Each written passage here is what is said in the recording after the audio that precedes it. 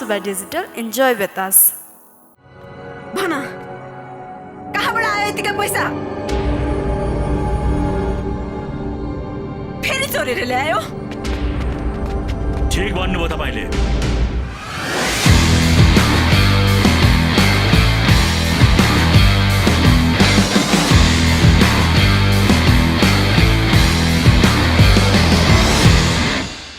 जिन्दगीको कयौं वसन्तलाई पार गर्ने क्रममा उकाली ओह्राली दुःख सुख हाँसो रोदन जस्ता क्षणहरूलाई पार गर्दै करिब 3 दशकदेखि निरन्तर रूपमा नेपाली चलचित्र क्षेत्रमा सक्रिय रही नेपाली चलचित्रको बजारमा सदाबार सुन्दरी नायिकाको ट्याग पाउन सफल एक भाग्यमानी नायिका हुन् नायिका करिश्मा मानन्दर।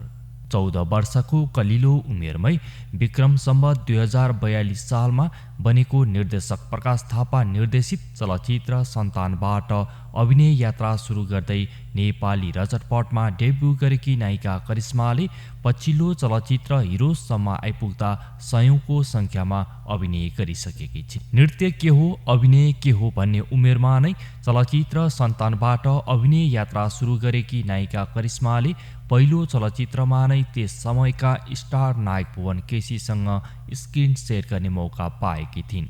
त्यस समय उनीहरूको यो जोडीलाई दर्शकहरूले निकै रुचाएका पनि थिए भने नायक भुवन केसी र नायिका करिश्मा मानन्दरमाथि छायाङ्कन गरिएको चलचित्र सन्तानको गीत विरतीको किताबमा नौलो पाना थप्छौँ, कसले रोक्छ कसले छेक्छ, हामी माया गर्छौँ जस्ता गीत पनि निकै चर्चामा रहन सफल भएको थियो।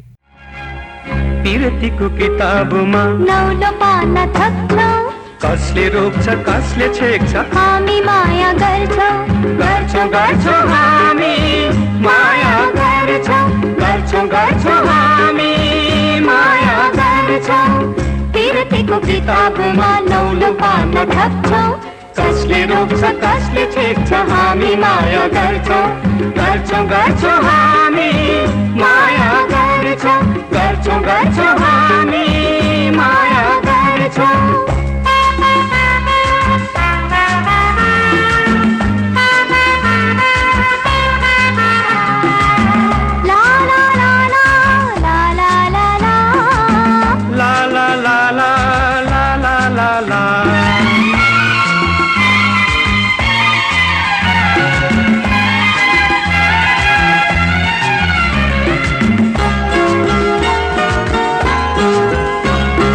संसारलाई बिजाएको नयाँ गीत सुनौ, मधुमय मिलनलाई अझै मिठो बनौ।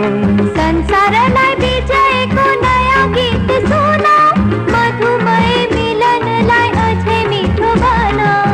जिन्दगीको संगीतमा नयाँ सुर थप्छौ, कसले रोक्छ कसले छेक्छ, हामी माया गर्छौँ हामी माया गर्छौँ हामी माया गर्छौँ।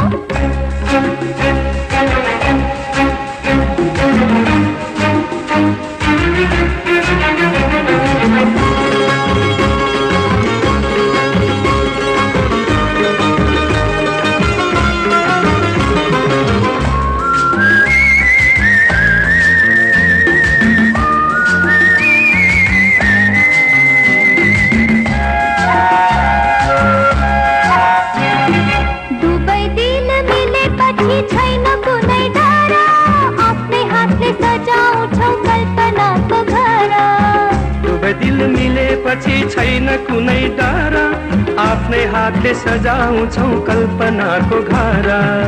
प्रेमको यो कवितामा नयाँ चरण थप्छौ, कसले रोक्छ कसले छेक्छ, हामी माया गर्छौँ हामी माया गर्छौँ हामी माया गर्छौँ।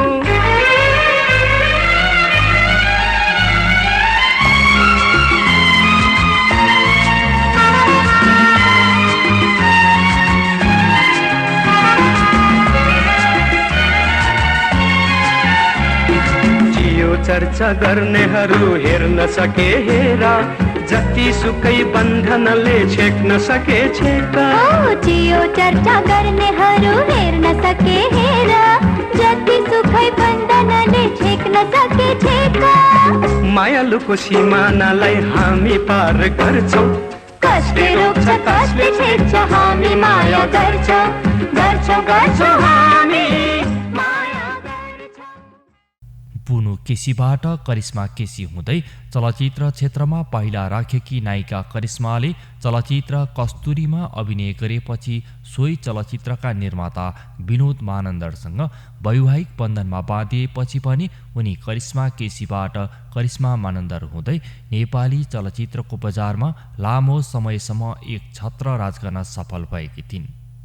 चलचित्र सन्तान, कस्तुरी, भाउजू, रणभूमि, मायालु, बसन्ती, ढुकढुकी, पन्छी, बाबु साहेब, ट्रक ड्राइभर, मनोकामना, आतंकवादी, सपना, आशीर्वाद, ताल, मिलन, सौता, जिन्दगानी, घर संसार, उपकार, पूर्णिमा, यो मायाको सागर, राजकुमार, जिद्दी लगायतका सयौं चलचित्रहरूमा अभिनय गरेकी नायिका करिश्माको जन्म 1972 फेब्रुअरी 4 का दिन पिता क्षेत्रबहादुर केसी र माता कुमल केसीको कोखबाट ललितपुरको झरुवावासीमा भएको थियो। नेपाली चलचित्रको साथसाथै भारतीय चलचित्र चोरो की बारातमा पनि अभिनय गरेकी र 90 को दशकबाट अभिनय यात्रा सुरु गरेकी नायिका करिश्माको फिल्मी करियरमा अभिनेता राजेश हमालसँगको चलचित्र निकै सफल भएका छन् भने यी दुईको जोडीलाई दर्शकहरूले निकै मन पराउने पनि गरेका थिए। एक साधारण परिवारमा जन्म लिई नेपाली चलचित्रको बजारमा लामो समयसम्म नम्बर 1 नायिका बन्न सफल भएको करिश्मालाई सुन्दरताको पर्याय पनि भन्ने गरिन्छ। आफ्नो अभिनय कला र त्योभन्दा पनि आफ्नो सुन्दरताका कारण लाखौं नेपाली दर्शकहरूको ढुकढुकी बन्न सफल भएकी नायिका करिश्माले आफै निर्मात्री बनेर चलचित्र ढुकढुकी र बाबु साहेबको निर्माण गरेकी थिइन्। तर अफसोस नै मान्नुपर्छ, नायिका करिश्माका यी दुवै चलचित्रहरू असफल भएपछि उनी केही वर्ष अमेरिकामा गएर बसेकी थिइन्। यसै क्रममा करिब 6 वर्षको अमेरिका बसाइपछि पुनः नेपाल फर्किएर नेपाली चलचित्र क्षेत्रमा सक्रिय रहँदै आएकी नायिका करिश्माले विभिन्न राष्ट्रिय पुरस्कारको साथसाथै गोर्खा दक्षिण बाहुबाट पनि सम्मानित हुन सफल भएकी छिन्। त्यस्तै पछिल्लो चलचित्र फागुको निर्माण गरेकी नायिका करिश्मा मानन्दर चलचित्र निर्माणमा असफल हुन पुगे पनि आज पनि नायिका करिश्मा मानन्दरलाई आजका स्टार नायिकाहरूले आफ्नो आइडलको रूपमा लिने गरेका छन्। सुन्दर अभिनय कला, सुन्दरताका कारण लाखौं दर्शकहरूको प्रिय नायिका बन्न सफल नायिका करिश्मा अभिनीत चलचित्रहरू आज पनि दर्शकहरूको मानसपटलमा ताजै रहन सफल भइरहेको छ। यसै क्रममा 3 दशकभन्दा लामो समयदेखि नेपाली क्षेत्रमा क्रियाशील रहँदै आएकी यी नायिका पछिल्लो समय नेपाली चलचित्रको काँचको पर्दाबाट केही टाढा रहँदै र राजनीतिमा सक्रिय रहँदै आएकी छिन्। डाक्टर बाबुराम भट्टराईको नयाँ शक्ति पार्टीमा आबद्ध भई राजनीतिमा सक्रिय रूपमा होमिँदै आएकी उनै नायिका करिश्माले बाबुरामको नयाँ शक्ति पार्टी र मधेसवादी दलहरूबीच सहमति भएर जनता समाजवादी पार्टीको घोषणा भएपछि पनि उनले राजनीतिमा सक्रिय रूपमा नलाग्ने निर्णय गरेकी थिइन्।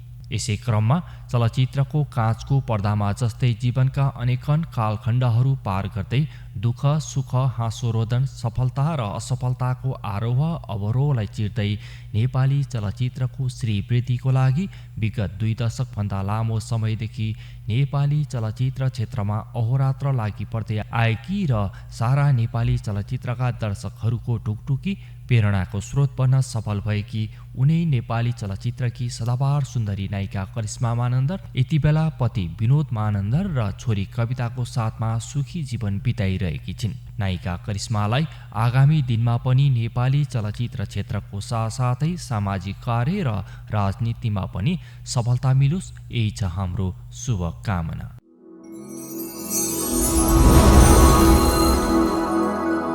Buddha Suba Digital, enjoy with us.